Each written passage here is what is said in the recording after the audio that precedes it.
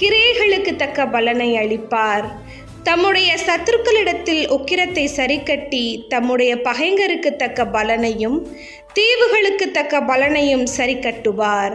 அப்பொழுது சூரியன் அஸ்தமிக்கும் திசை தொடங்கி கர்த்தரின் நாமத்துக்கு சூரியன் உதிக்கும் திசை தொடங்கி அவருடைய மகிமைக்கும் பயப்படுவார்கள்.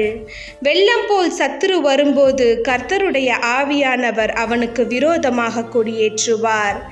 மீட்பர் சீயோனுக்கும் யாக்கோபிலே மீறுதலை விட்டு திரும்புகிறவர்களுக்கும் வருவார் என்று கர்த்தர் சொல்கிறார். உன்மேல் இருக்கிற என் ஆவியும் நான் உன் வாயில் அருளிய என் வார்த்தைகளும் இது முதல் என்றென்றைக்கும் உன் வாயிலிருந்தும் உன் சந்ததியின் வாயிலிருந்தும் உன் சந்ததியின் வாயிலிருந்தும் நீங்குவதில்லை என்று கர்த்தர் சொல்கிறார்.